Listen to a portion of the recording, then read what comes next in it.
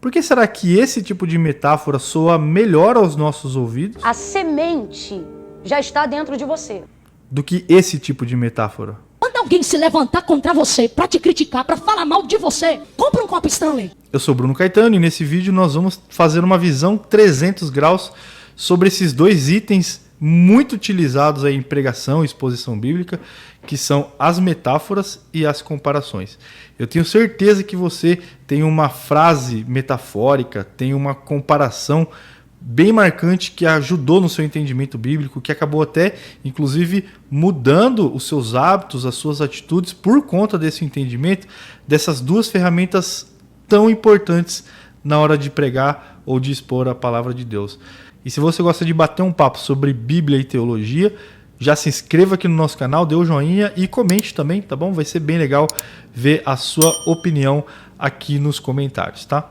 O primeiro passo é a gente conceituar esses dois termos e apontar a sutil diferença que existe entre eles. A figura de linguagem comparação pega dois elementos e relaciona de uma forma explícita, direta, geralmente utilizando os termos assim como e tipo. Quer ver alguns exemplos? Eu, Bruno, consigo enxergar como uma águia. E claro que é só um exemplo, né? Porque a miopia não me permite ser exatamente ter essa visão. Mas só um exemplo. Eu utilizei essa palavra como, e aqui eu tenho dois elementos, eu e a águia, que eu vou relacionar, eu vou ter algum link entre esses dois elementos através dessa expressão como, ou tipo, ou assim como. Salmos 92:12 diz que o justo florescerá como a palmeira. Dá uma olhada como a palmeira fica com flor. Ou seja, a comparação pega dois elementos, a pessoa justa, e pega o outro elemento que é a árvore e faz a relação, o link entre elas. A justiça dessa pessoa justa vai ser tão destaque como uma palmeira em meio a outras árvores. Vai ficar bonita, vistosa, entendeu? Isso é a comparação direta utilizando esses termos. Já a metáfora vai relacionar esses dois elementos de uma forma implícita, sem utilizar agora esses termos como, assim como ou tipo. Mateus 5,13 vai dizer: vocês são o sal da terra.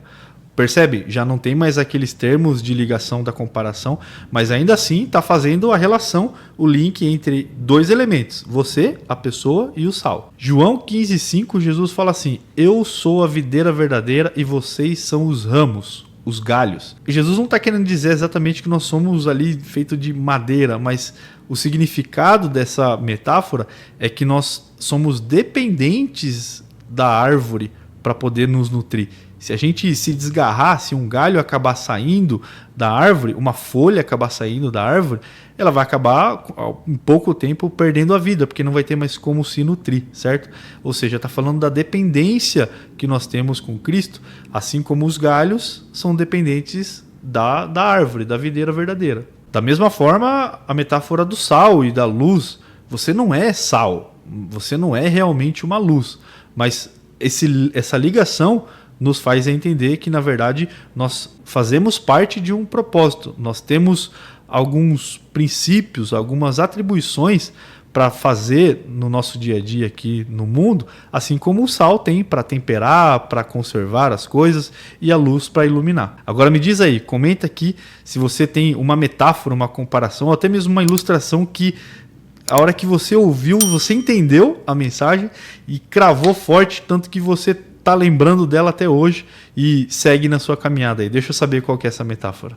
As metáforas, as comparações, as parábolas, por exemplo, ou até mesmo os outros tipos literários de ilustração, servem justamente para ajudar na memorização da mensagem. Vocês já ouviram falar da pirâmide de aprendizado de William Glasser? É um estudo que ainda até falta um pouco de comprovação científica, a nível de artigo experimental, mas é um fundamento bem interessante que muita gente usa, muitas escolas inclusive aplicam isso na sua pedagogia, que são as fases, vamos assim dizer, e os níveis de aprendizado de acordo com cada método de ensino. Quando você coloca imagens, vídeos, algo visual, fica mais fácil de você memorizar, de você internalizar, entender realmente aquele assunto, ou seja, a didática é favorecida quando você usa as metáforas e as comparações. Além de tornar a mensagem do evangelho memorável, o uso das metáforas e comparações ajuda no entendimento. Jesus é um ensinador de primeira. Dá uma olhada nessa metáfora que ele deixa nas parábolas em Lucas 15, da ovelha perdida, da dracma e do filho pródigo. A parábola, utilizando metáfora da ovelha perdida, conta a história de um pastor que tinha 100 ovelhas. Uma dessas ovelhas se desgarrou e esse pastor deixou as 99 para ir em busca da 100ª ovelha. Na parte da dracma perdida, vai contar a história de uma mulher que tinha 10 moedas de prata. Ela perdeu uma das moedas dentro de casa e ela fez muito esforço de acender a luz, de arrumar a casa para encontrar essa moeda perdida. Já na história do filho pródigo, que tem muito mais a ver com o pai do que com o filho, vai contar a história de um jovem que ele foi embora com a herança antecipada dos pais, se perdeu, e no meio do arrependimento o pai aceitou ele de volta, festejando. Vocês percebem que existem detalhes, minúcias ali de cada texto, mas essa sequência das 3 parábolas são muito parecidas, são praticamente a mesma história. A ovelha perdida que foi encontrada, a dracma que se perdeu também foi encontrado. O filho que foi embora e acabou voltando, se encontrou, reviveu. São muito próximas as histórias, tá? Por que são 3 histórias diferentes para contar a mesma coisa, usando metáforas diferentes? Olha o que o primeiro versículo de Lucas 15 vai dizer. E chegavam-se a eles todos os publicanos e pecadores para ouvir. E os fariseus e os escribas murmuravam dizendo: Este recebe pecadores e come com eles. E ele lhes propôs esta parábola dizendo. Ou seja, Jesus ele estava com uma multidão de pessoas diferentes. Muito provavelmente tinha pessoas rurais, pastores ali. Tinha donas de casas, mulheres que ficavam fazendo as atividades domésticas. Tinham ali pessoas de intelecto mais elevado culturalmente, os próprios fariseus que já dominavam a lei, que, enfim, exerciam ali a questão até de julgar a base a lei, a interpretação errada que eles tinham. E Jesus, de uma forma didática, usa essas metáforas para quê? Para facilitar o entendimento de todas as pessoas. Jesus é maravilhoso demais, né? Fala a verdade.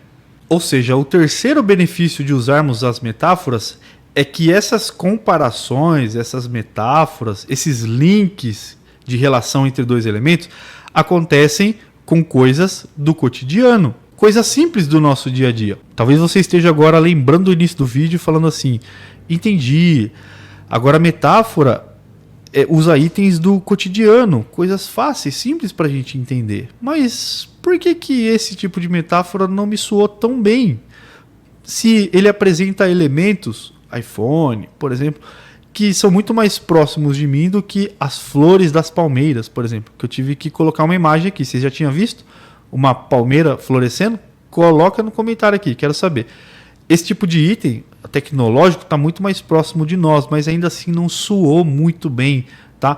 Por quê? Você precisa realmente conhecer o público que você está falando. Geralmente, pessoas que estão num ambiente religioso, um ambiente de pregação, de exposição da palavra, vão tender a usarem expressões bíblicas. Olha que bonito. Olha aqui. Tcharam! Esse é o motivo. Nada te impede de você utilizar contextualizações, metáforas e comparações com itens mais próximos, tá? Isso existe. Teve uma vez que eu ouvi uma pregação que eu entendi muito bem a mensagem. Muito bem a mensagem. A pessoa pregou sobre os aplicativos de Deus no celular. Ele falou que hoje, já que a gente está usando bastante conteúdo de internet, celular sempre na mão, ele fez uma metáfora. Olha só, então esse atributo que a gente tem que ter durante o nosso convívio com Deus, oração, por exemplo. Vamos baixar esse aplicativo no nosso celular. Ó, entendeu? Vamos pegar também o jejum, pegar esse aplicativo aqui, tira o aplicativo de emagrecer e pega o aplicativo de jejuar. Olha que legal isso.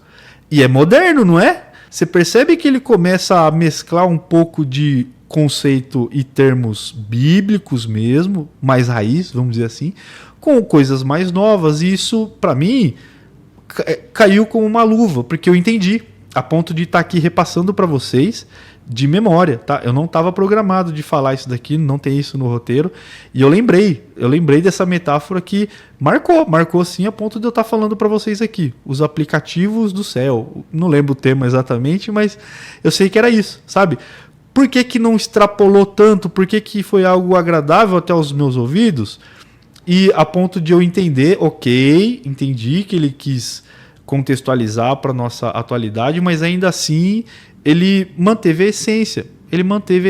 Quando o fundamento da palavra, a mensagem realmente não muda, você pode usar algumas ferramentas, como a metáfora e a comparação, que não vai destruir, não vai deturpar a essência como um todo. O problema que geralmente a gente vê em algumas pregações e exposições é, além de não escolherem uma metáfora e uma comparação adequada para o ambiente, para o público, ele geralmente não tem ligação com o texto, com a aplicação e com o real significado que o texto vai nos trazer. Eu recomendo vocês lerem esse livro aqui, ó, Pregação Pura e Simples, de Stuart Elliott, tá? Muito bom. No capítulo 4 desse livro aqui, Pregação Pura e Simples, vai nos orientar sobre ilustrações vívidas. Então ele vai nos mostrar ali um direcional mais aprofundado do que esse vídeo aqui sobre as metáforas, as comparações e ilustrações que você pode usar aí na ministração da palavra e exposição da palavra de Deus. Base tudo que a gente já viu aqui nesse vídeo, agora o desafio que fica para mim e para você é quando tivermos a nossa próxima ministração, a gente estudar e aplicar as metáforas e comparações e voltar aqui, ó, e colocar nos comentários, tá bom? Usei essa metáfora, usei esse termo para explicar isso com base nesse texto. Olha que legal, conceituadinho, bonitinho, para a gente aprender e ser edificado também com a ministração que Deus colocou no seu coração, beleza? E se essa visão 300 graus te ajudou, peço mais uma vez, se você ainda não fez, dá aquele joinha, comentar e se inscrever no nosso canal para ficar sabendo dos próximos vídeos que teremos aqui sobre Bíblia e teologia, beleza? Muito obrigado, Deus abençoe e até o próximo vídeo.